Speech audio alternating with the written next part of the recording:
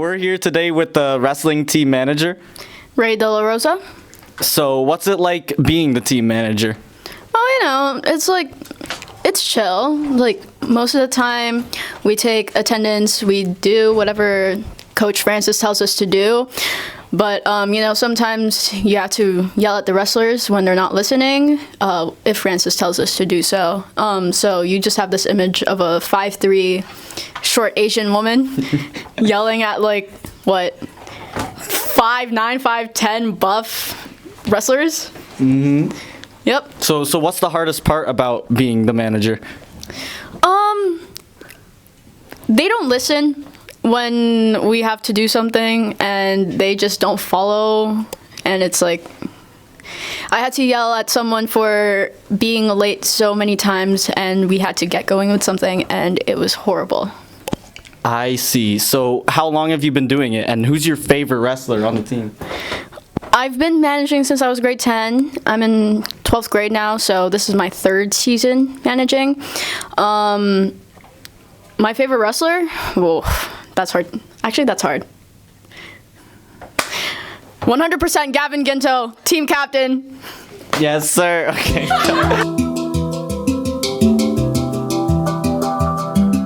Okay, now we're here with the wrestling team captain, which also happens to be the manager's favorite wrestler on the team. Yeah, I'm Gavin Ginto. Okay, and how long have you been wrestling for? This is my 4th season. I see. So what's it like being the captain?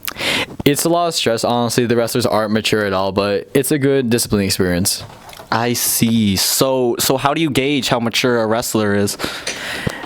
Obviously, we want them to have fun on the team, but there's a fine line between having fun and also just slacking off. At some point, we get too comfortable with everyone on the team, and we just start to not try as hard because of it. We still want to maintain that serious environment while still having treating everyone like family still. I see. That's a really interesting take on that. So how much of an impact has wrestling made since you started? Honestly, ever since I joined wrestling, it's taught me to be a lot more disciplined and just focused. You don't need motivation to do something; you just need the discipline to do it. That's great. Okay,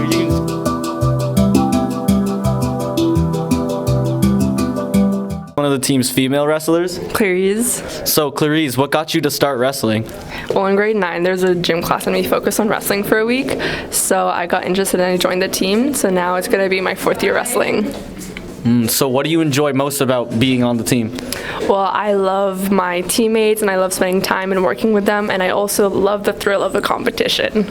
I see. So with wrestling being so demanding on your body and demanding of your time, how do you balance that with schoolwork? Well, it's usually only an hour and a half, but sometimes you do extra practices, morning practices, but I've learned to be able to come home, take a quick nap, and then study for a bit. And I also found a sleeping habit that works for me, so I sleep a certain time so I can wake up early and start my day and then finish with wrestling and studying. I see. That's a very good way to balance that. So before you go into a wrestling match at a tournament, what do you have in your mind? What do you think of?